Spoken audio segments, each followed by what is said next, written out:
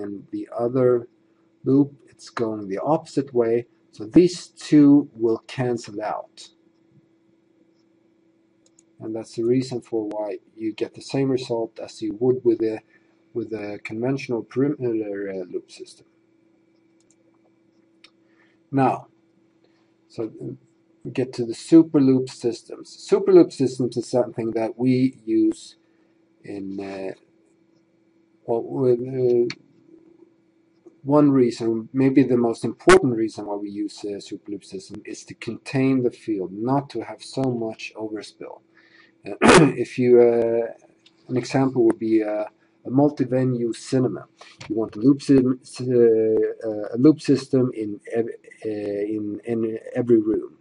So if you have one in every room, you can't have overspill, or the person inside one room watching one movie would also pick up the sound from the room from next door. So that would be an excellent example where to use a super loop system to contain the magnetic field. A 3D graph looking, this is what the magnetic field from a super loop system would look like. As you see, it's very, very little overspill, and the reason is because we keep the loop segments, I'll get back to that word a little bit later, we keep the loop segments very small.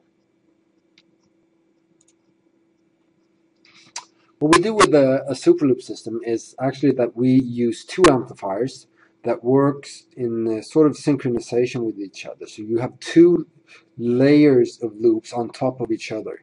These two work in a 90-degree phase shift. And what happens then is that they do not interfere with each other. The two systems work sort of separately. They don't sense the presence of each other, if that's the right choice of words. The result, however, is that you have a synchronized effect. So what we call these two systems, or the wire, is that you have a master system and a slave system. And the placement of the master wire could look like this. We try to start with a smaller segment, which is 1/2 the size of the segments in central. Then on top of this comes the slave wire again. See here, we start with 1/2 segment, and then one segment twice as big, which overlaps the other side, the segment beneath it, or the master segment. So in this case, you would have 8 segments. 1, 2, 3, 4, 5, 6, 7, 8. And because every segment is so small, there's very little overspill in any direction. From a cross section, this if the yellow line here represents the master loop, again you have the drop right above where the wire is, but here it doesn't matter. If you have a look at the red line, which would represent the slave loop, that loop then overbills that drop over this wire. So you have within the entire loop area a very nice even magnetic field.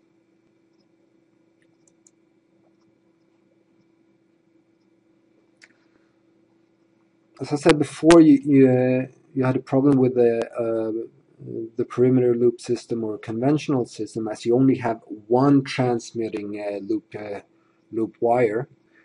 As I said, if you go to a 45-degree tilt, you have a 3 dB drop. If you go to 90 degrees, you have complete silence. But with a super loop system with two transmitting fields, it doesn't matter. You can move around in any direction and you will never have more than a 3 dB drop. Here's another another picture of it.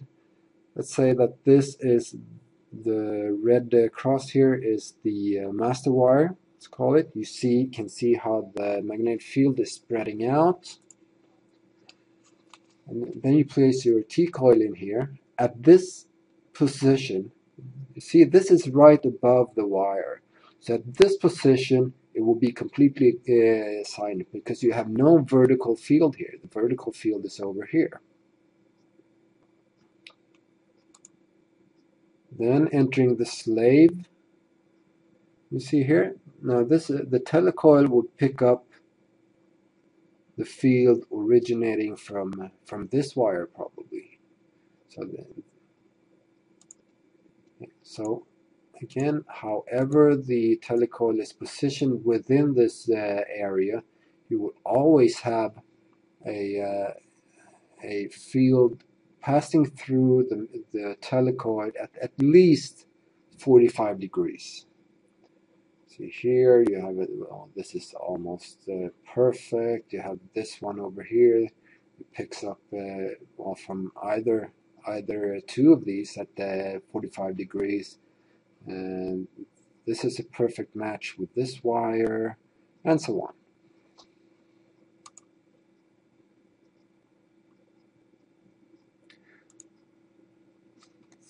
So you have two major benefits from a superlit system. One, containment of the magnetic field. Two, you have no problem with if you tilt your head. Then a very practical layout of a super loop system. You see this are a bunch of rows of seats. Could be a cinema, a theater. And how do you place the wire? Well, the most common way to do it, you remember the half width segment and the full width segment. So this is the master loop coming in. You loop around one row chairs, then 2 row chairs, 2 row chairs again, all the way to the end of the rows. Again, you do only 1 row and you go back. Then integrating the slave loop. So this is the exact same thing as when I showed you the empty room. Go start on the second row of seats. You go over 1 row of seats, then 2 rows. This is a very small area, so it would only be very few segments. But this is a very how in practice this would work, how you would place a wire in a cinema or a theater. Telling you about the head tilt problem, which also would have a very practical meaning in a cinema or a theater. Maybe these people here in the middle, if you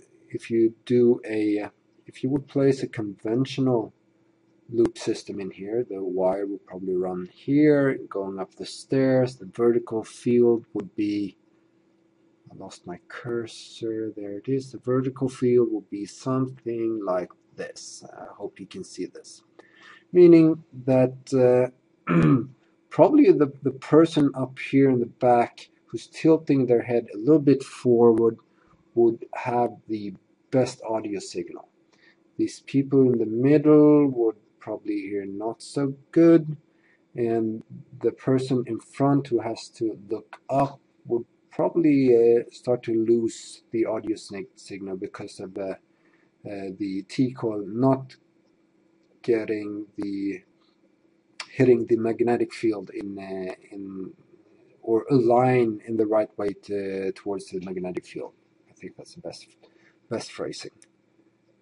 But instead, if you do a super loop system, most commonly you would place the wire right here in the edge of the step. Place the wire there, and there, and there. I really hope that you can see my cursor there. Well, if you do a super loop system here, it doesn't matter where you sit. If you're in the back row or in the front seats, you can follow the actors or the screen in any way you like. You would never lose the audio signal. So you could almost describe a super loop system as hi-fi for hearing impaired people.